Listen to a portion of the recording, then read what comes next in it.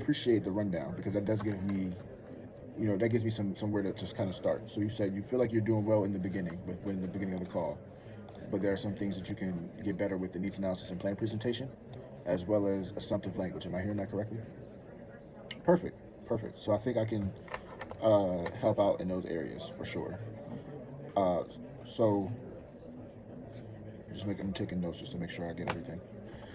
Okay, so obviously we're not going to coach on every single thing at this moment. All right, but so I want to run. Now we get into the sales stuff. So intro. This isn't an area that you typically say that you have a problem with, but I want to touch on some best practices and some things that you want to avoid doing in each section. So for your needs analysis, right, or excuse me, for your introduction, right, winning the first 5 to 7 minutes is what's going to really help you out. So you want to speak confidently. You want to establish control of the call by beginning your process. A lot of people will ask questions like, hey, how are you doing today? And then that takes them away from their process. So that's something that you want to typically avoid. Call control comes from you saying your intro, establishing who you are, what you're about, what the goal of the conversation is, and then initiating where it's going to go. Hey, in order for me to get started, let me get some demographic information from you, and then we'll start, get the ball rolling. That's call control, and that's you moving the call through the process. Questions so far on that? No, cool. Needs analysis. Sales is about fixing problems. So when it comes to sales, if you're not able to identify a problem, you're not going to sell. So the needs analysis, the goal of the needs analysis is to identify areas where this person may be lacking something or experiencing pain in something that our plans or our product can fix.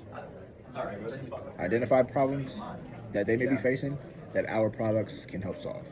Easy game. The difficulty comes from the conversation. So I think conversation can be some things that hurt people because they don't know how to do it well enough.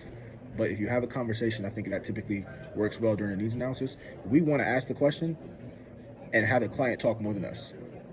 If we're talking more than the client, we're not going to sell very much during it because we're not gathering any information.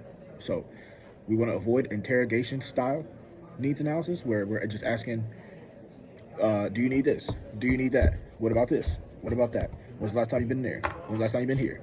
Like, that's an interrogation. That's not really a conversation. That doesn't start a healthy dialogue during the needs analysis, right? Now, tiebacks. So there's a formula that I have for completing the needs analysis. The first thing is called open-ended questions. So you want to typically start your needs analysis with open-ended questions, which is right here. And this is for each benefit. So for dental, you want to start with an open-ended question. For vision, you want to start an open-ended question.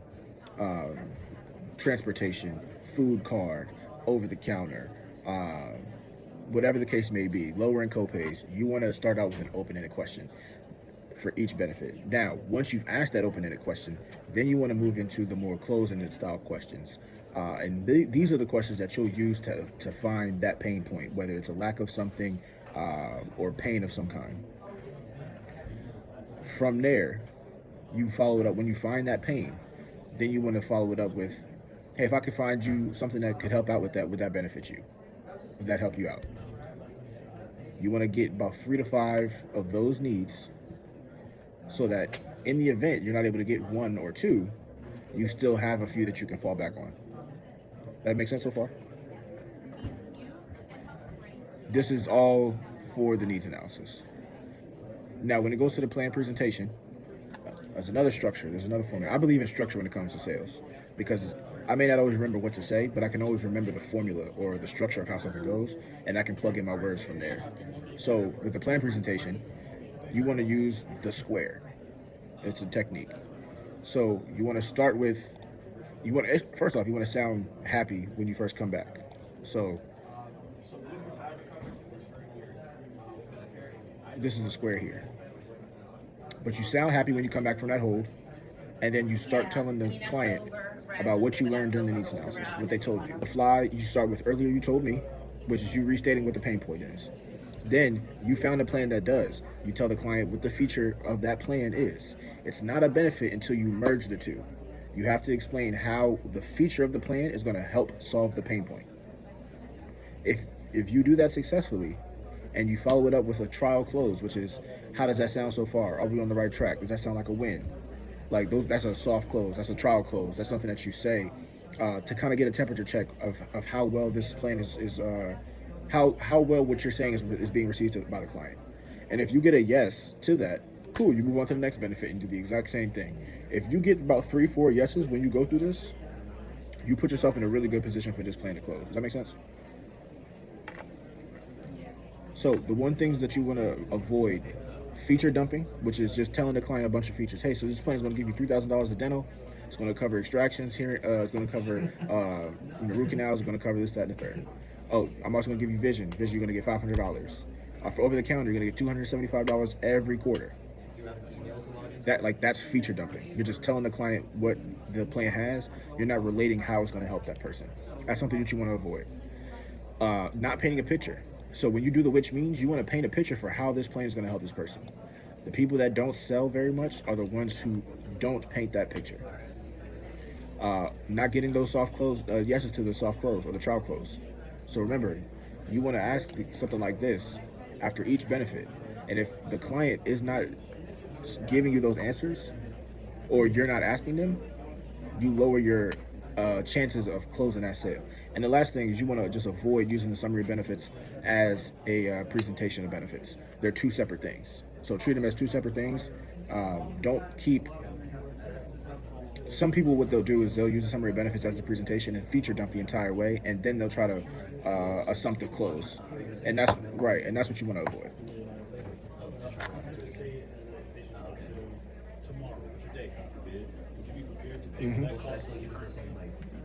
So those are some things that you just want to avoid with that. And again, so objection handling.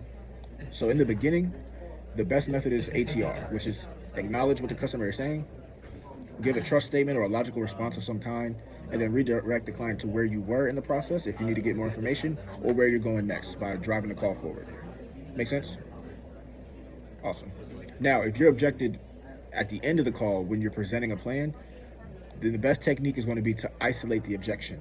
And you do that by asking questions to understand the objection, and then use logic or reason to kind of get over that hump. Now, if someone typically objects you during the presentation, it's because we didn't build enough value. So the way that the process is all built out, it's built out one off of the other, so that if you execute each part properly, you'll reduce the likelihood of you actually getting objected. But we're not always perfect.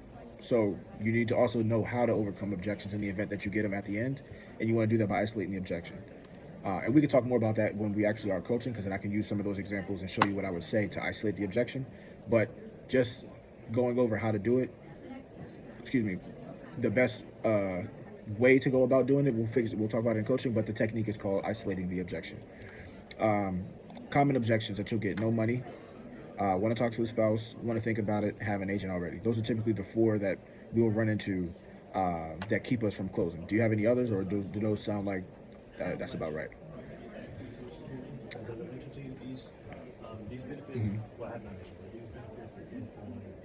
Nice. All right.